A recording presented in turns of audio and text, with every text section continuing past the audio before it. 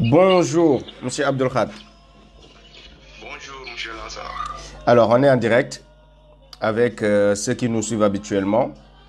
Donc, vous êtes très préoccupé par ce qui se passe au Mali et vous suivez Effectivement. l'actualité malienne de très très près.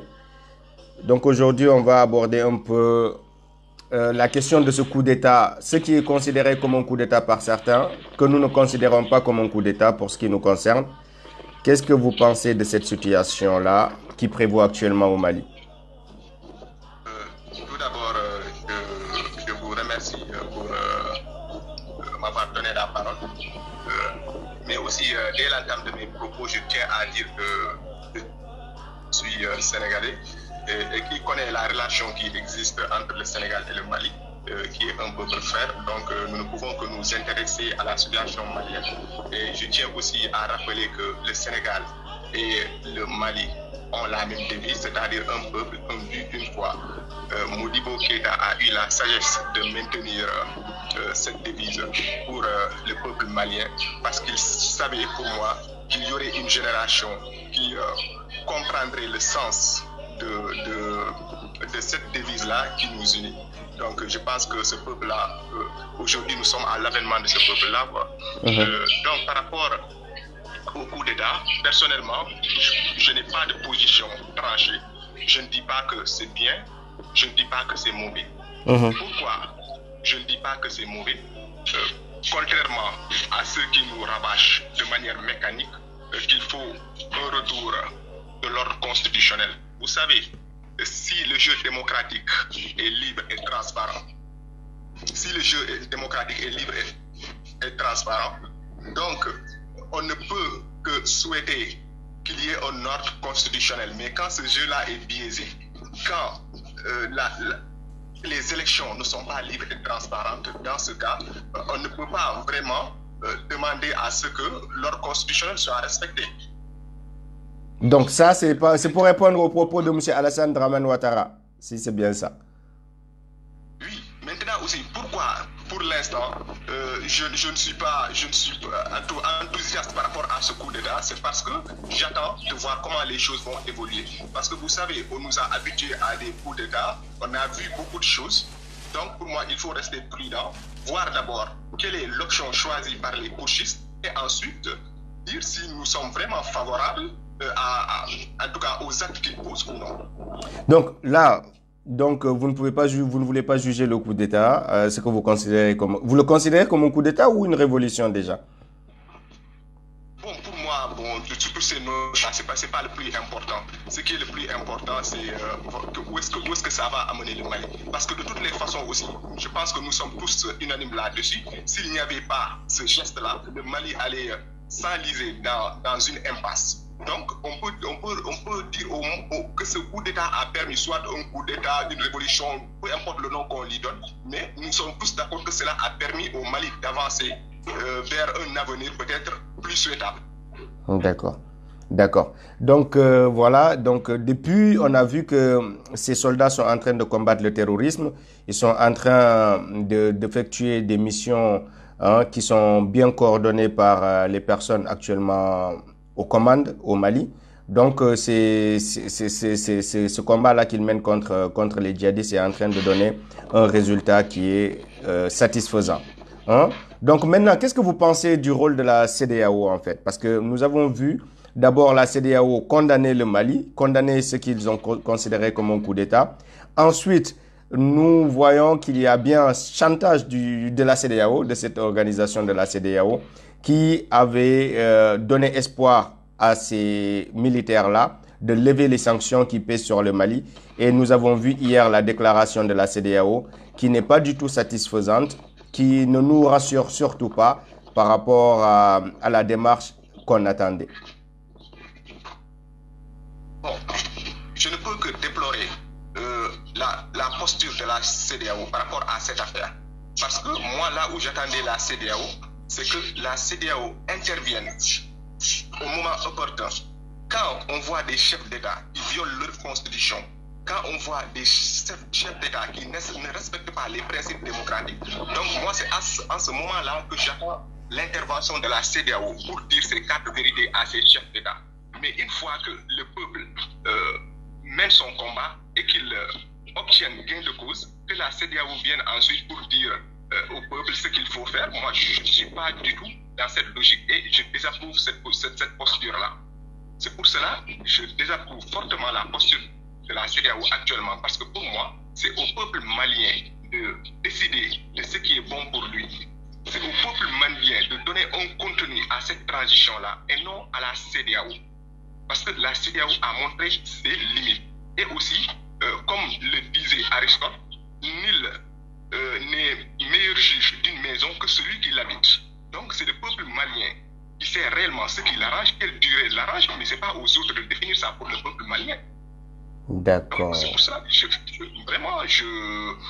je désapprouve cette posture de la CEDEAO. Donc vous pensez que la CEDEAO est incrédible en se lançant dans cet exercice-là de donneur de leçons au peuple malien? Effectivement, je trouve que la CEDEAO est incrédible et que voilà, elle vient, comme on le dit, le médecin, c'est le médecin, elle joue au rôle du médecin après la mort. D'accord. Donc, qu'est-ce que vous pensez de l'attitude des pays voisins, à savoir le Sénégal, la Côte d'Ivoire, ces pays qui ont fermé leurs frontières au Mali?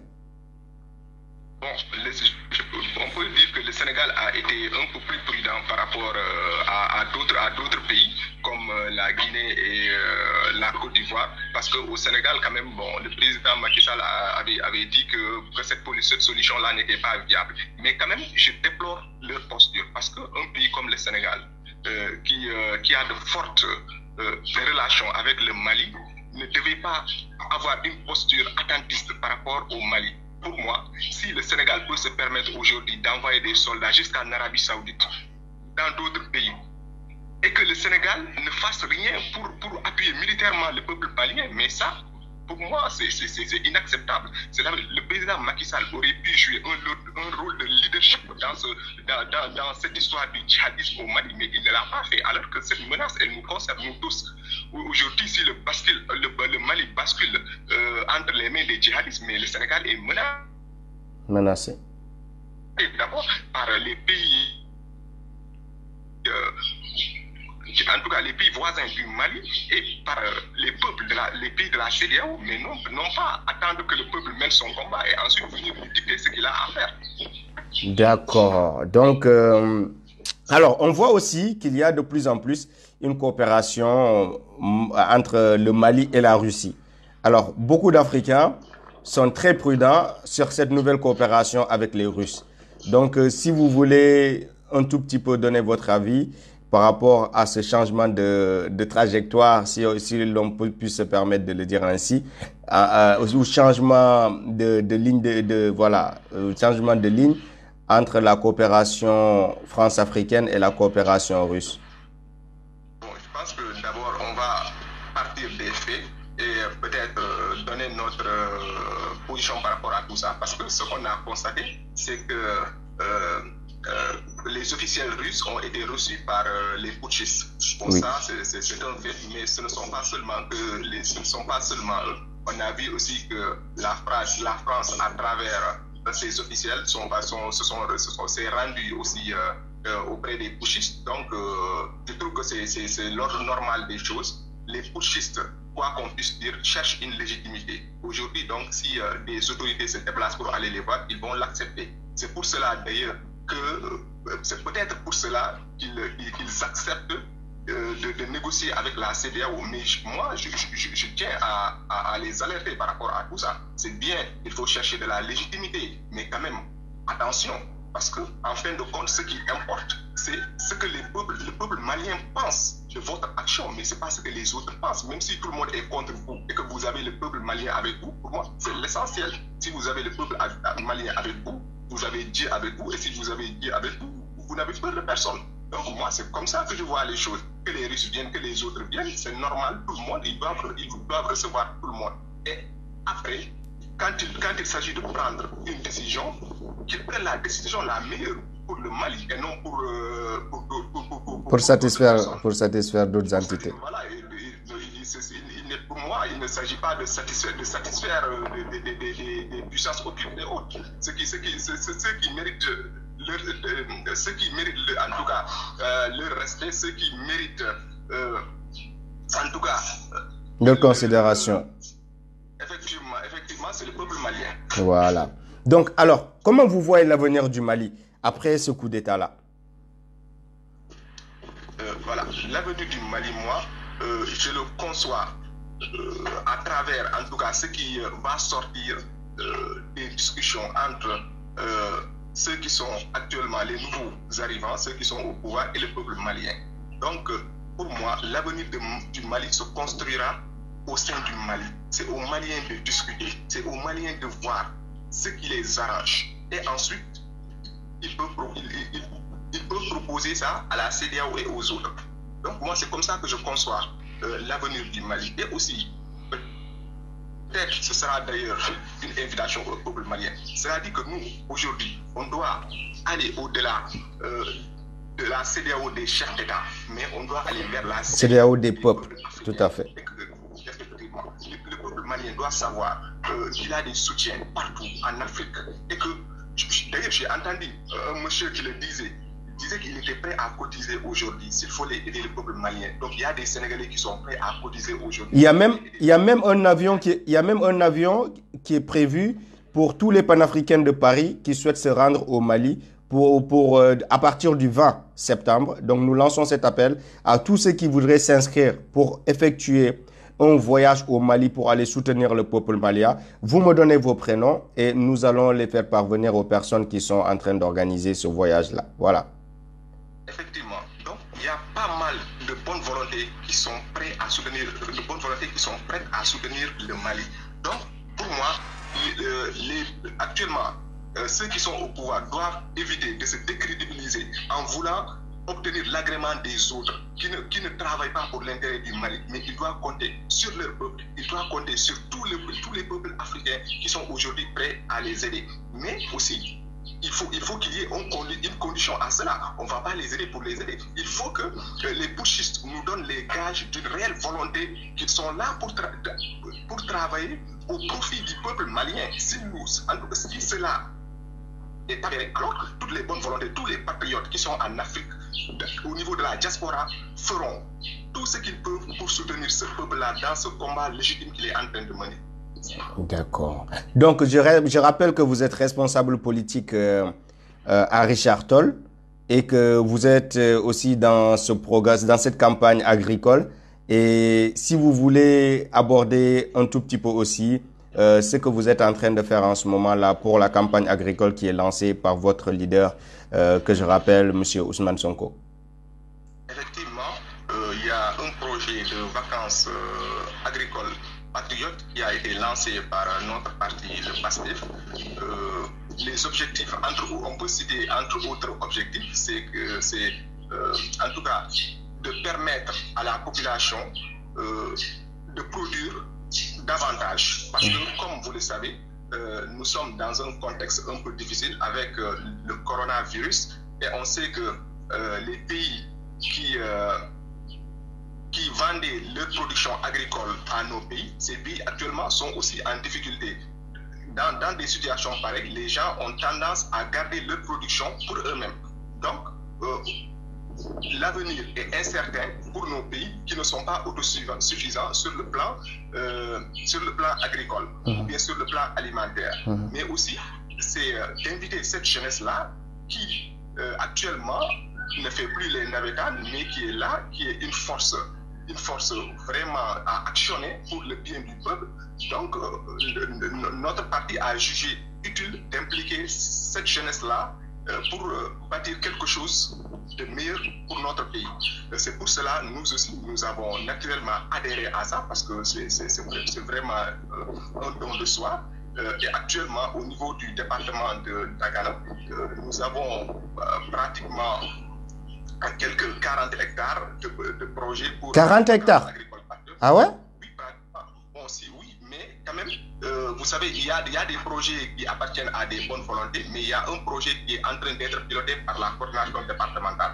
Pour ce qui concerne le projet piloté par la coordination départementale, c'est 1,5 hectares. On a préféré aller sur de petites superficies d'abord, gagner en expérience et ensuite augmenter au fil des années. Mais quand même, il y a des initiatives individuelles. Donc, si on fait le cumul des tout, on est pratiquement à 40 hectares. Je ne sais pas si j'avais dit 40 hectares. C'est ce que j'avais dit, non? Oui, je pense, oui. 40 hectares. Donc, voilà, 40 hectares de terre pour l'agriculture. C'est ça? Effectivement. Et au niveau du projet de la coordination départementale, nous voulons cultiver du riz. Bon, d'ailleurs, nous l'avons semé. Cela va permettre de former des jeunes à l'agriculture, mais aussi de faire en sorte que la jeunesse sénégalaise comprenne que l'agriculture est un maillon extrêmement important pour le développement. Tous les pays qui se sont développés sont passés par là. Mais avec le système colonial, on a fini par faire croire aux gens qu'il faut être tout le temps dans la fonction publique pour réussir sa vie. Alors qu'on voit qu'au Sénégal, ceux qui réussissent le mieux, ce ne sont pas les fonctionnaires, ce sont les gens qui sont le secteur dit informel, qui sont les plus à l'aise aujourd'hui au Sénégal. Donc il faut que cette réalité-là, qu'on l'explique aux jeunes, et qu'ils sachent qu'on ne peut pas se développer sans passer par l'agriculture. Vous voyez, en Occident, d'abord, la révolution industrielle a commencé par une révolution agraire. Ça a commencé par une révolution agraire avec l'invention des moissonneuses, batteuses et autres, et des engrais, tout ça. Donc, c'est ça qui a boosté le développement économique de l'Occident. On a vu aussi avec les pays du tiers-monde, les pays en voie de développement tels que la Chine, le Brésil, qui ont mené aussi une révolution agraire qu'on a appelée la révolution verte. Donc, l'Afrique aussi ne pourra se développer qu'à partir de l'agriculture d'abord, comme l'a théorisé notre leader Ousmane Sonko. L'agriculture, à partir de l'agriculture qui est le secteur primaire, on va transformer la production agricole. Ainsi, nous serons dans le secteur secondaire et à partir du secteur secondaire, on va écouler nos produits et nous serons dans le tertiaire. Mais maintenant, nous sommes déjà dans le tertiaire alors qu'on n'a pas commencé par le primaire et le secondaire. C'est pour cela.